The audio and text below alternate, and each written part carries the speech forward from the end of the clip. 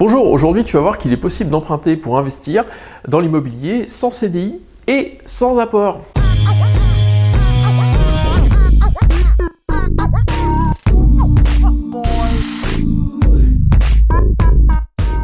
Et oui, il est tout à fait possible d'emprunter sans CDI. J'ai invité pour parler de ce sujet Jean-Philippe Rabin, qui est courtier à Angers, et nous allons discuter en fait de la possibilité d'emprunter sans CDI, voire même sans apport, ou même sans CDI et sans apport. On va dans cette vidéo te dévoiler quels sont les profils préférés des banquiers. Je m'amènerai aussi à choisir entre un profil en CDI fonctionnaire et quelqu'un qui est intermittent du spectacle par exemple. Il te donnera sa réponse. Et tu verras que, eh bien, on peut tout à fait emprunter, que l'intermittent du spectacle, qui a un statut plus précaire que le fonctionnaire, peut tout à fait emprunter, toutes choses égales par ailleurs. On partagera aussi avec toi un critère auquel tu ne penses pas, mais qui peut vraiment avoir une forte influence sur ton dossier et qui peut faire douter les banquiers jusqu'à te faire voir refuser un prêt. Donc là, ce que je te propose, c'est qu'on attaque le pôle. On va regarder l'emprunteur et voir quels sont les atouts, quels sont les inconvénients de certains profils pour que les personnes qui regardent cette vidéo puissent se situer et se dire bon voilà, moi j'ai plutôt tel fil de profil d'emprunt, ça passe pas, et si ça passe pas, leur donner des solutions, et puis si ça passe, leur expliquer pourquoi est-ce que ils ont un profil avec un bon scoring, quoi. Est-ce que tu peux nous dire par exemple quels sont les deux profils que préfèrent les banquiers? Les banquiers vont préférer des personnes pour lesquelles on va montrer qu'il y a une activité récurrente depuis plusieurs années. D'accord. Voilà. Alors évidemment, l'idéal, c'est les personnes qui sont fonctionnaires ou en CDI, et ça, c'est vraiment les contrats de travail qui sont préférés par les banquiers, c'est évident. Mais des personnes qui n'ont pas forcément ces contrats de travail-là peuvent tout à fait prétendre à emprunter à partir du moment où on arrive à montrer qu'il y a une certaine récurrence dans leur activité professionnelle. Okay. Après, ce qui va compter aussi, ça va être la gestion des comptes des personnes. Effectivement, comme je l'évoquais tout à l'heure, si la personne est régulièrement à découvert, si la personne fait beaucoup de crédit consommation, si la personne n'épargne que très peu, là effectivement ça va devenir compliqué. Est-ce que, en termes de profil, donc on a bien compris, les fonctionnaires, les gens qui sont en CDI sont les petits chouchous.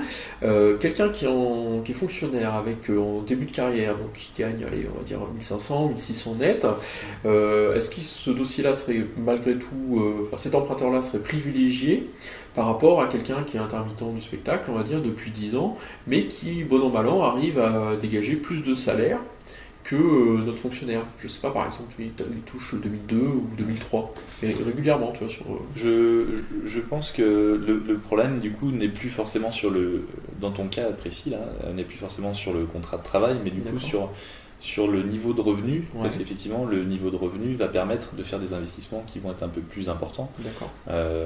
Et à partir du moment où, comme je te le redis, si on arrive à montrer une certaine récurrence dans l'activité professionnelle, voilà, déjà là c'est très très bien. Okay.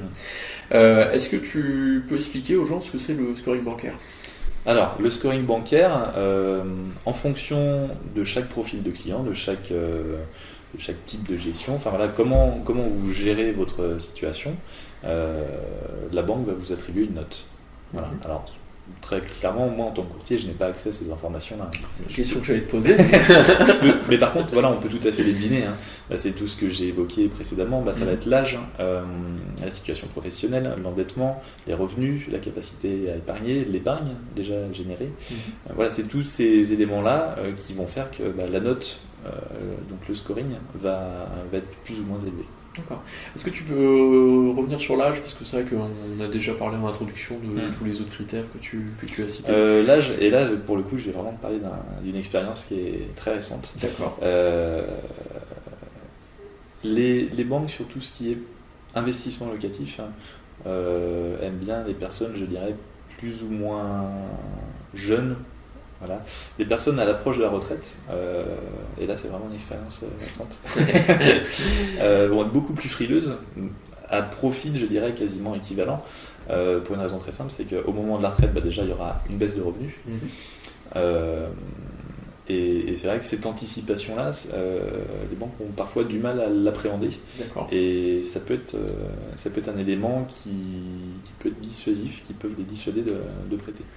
Donc quelqu'un qui serait, admettons, voilà, à 53 ans, donc à 10 ans de la retraite. Je pense à une personne souvent qui a 4-5 ans de la retraite dans ces eaux-là, qui est vraiment à l'approche de la retraite. D'accord. Ouais. Donc ouais, début, enfin, passer la cinquantaine, 55, c'est vrai que voilà, là c'est. Faut qu'on ait un niveau de revenu conséquent avec une idée aussi des revenus à la retraite pour justement lever les doutes auprès du banquier. Dans tous les cas, on est d'accord que voilà, on parle de scoring bancaire, donc effectivement c'est calculé automatiquement, c'est pas le conseiller qui fait ça, lui-même, parce que forcément ils tiennent compte par exemple des niveaux de compte moyens sur votre compte courant, ils font des moyennes, tout ça, et ça c'est totalement informatisé, comme je sais pas, nous en tant que patron, on doit déposer les bilans, les bilans sont rentrés dans l'ordinateur et la banque fait ses calculs par rapport aux données financières que nous on fournit du côté de l'entreprise, parce que forcément c'est ce qui constitue nos revenus de chef d'entreprise. Après, ça reste que des machines, ce sont des indicateurs, et tu me confirmes que quand même la relation avec le conseiller, avec la banque, le sens du projet, ça a quand même un impact qui est non négligeable. Complètement. Aujourd'hui, le banquier ne va pas se limiter à simplement quelques chiffres. Donc c'est pour ça, quand on veut emprunter, notamment pour les personnes investisseurs, il faut amener des arguments. Voilà, donc c'est pour ça qu'il faut bien préparer son dossier en amont, quel bien va faire l'objet de l'investissement, pourquoi, comment, avec quel retour. C'est des éléments, il faut les préparer. Si c'est pas préparé, ça devient très compliqué. Voilà. Donc il n'y a pas de secret, il faut bosser un peu en amont et normalement après ça doit suivre. Si c'est cohérent, ça suit. Voilà, c'est accessible à beaucoup de gens, même si vous n'avez pas un dossier qui est parfait. Par contre, effectivement, ça demande du boulot pour compenser. Il faut préparer le dossier. Ça peut être de plus en plus de profils d'investisseurs qui comprennent, je trouve, assez bien l'idée d'investir, mais qui butent assez régulièrement sur la partie montage financier pré-bancaire. D'accord. Et c'est souvent là où le bas blesse, c'est qu'ils ne sont pas forcément immédiatement prêts pour faire l'investissement. C'est pas forcément problématique puisqu'il faut préparer du coup l'investissement. Donc à partir du moment où la personne comprend qu'il y a des choses à améliorer dans son dossier, ça passe très bien. Pour les personnes qui souhaitent vraiment investir maintenant et qui ne sont pas forcément prêtes, il n'y a pas de secret. On voit souvent que le taux de casse, entre guillemets, est beaucoup plus élevé pour ces personnes-là. Quand tu présentes les dossiers, tu reçois plus de non-recevoir que... Oui, du coup, je le dis très clairement aux clients, ils ne sont pas prêts à faire l'emprunt, donc on fera pas le dossier ensemble. Et c'est quoi qui bloque? C'est l'âge, c'est justement la situation professionnelle, c'est souvent un mix de tout ça. C'est parfois l'âge, c'est parfois le contrat de travail, c'est parfois le niveau d'épargne ou la gestion des comptes, c'est parfois le projet qui n'est pas cohérent avec la situation actuelle de la personne. Trop grand démesuré. Démesuré. Ou le projet qui n'est pas forcément qui n'est pas assez réfléchi. C'est un mix un peu de tout ça. Et donc c'est effectivement pour les investisseurs qui sont dans leurs premiers investissements, on retrouve souvent ces erreurs-là. Ok. Est-ce qu'on peut investir sans CDI? Visiblement oui. Est-ce qu'on peut investir sans argent de côté? C'est plus compliqué. Ouais. Donc même si on peut investir sans apport. On peut investir sans apport, ça c'est tout à fait faisable, mais investir sans épargne, ça devient de plus en plus compliqué. Merci d'avoir regardé cette vidéo. Donc tu as vu que on peut tout à fait investir sans CDI. L'important en fait c'est la régularité des revenus et l'historique.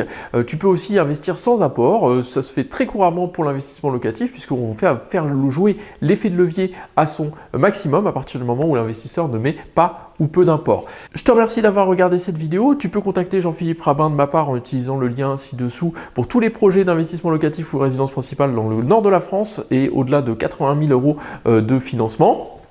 Tu peux aussi télécharger Renta Garage 1, qui est le premier lien disponible en dessous de cette vidéo, qui te permet en fait de faire tes simulations d'emprunts immobiliers dans le cadre de tes investissements locatifs, que ce soit pour des parkings, mais bien évidemment aussi ça marche pour les appartements, les maisons, voire les immeubles. C'est un simulateur qui est gratuit et disponible sous le lien ci-dessous.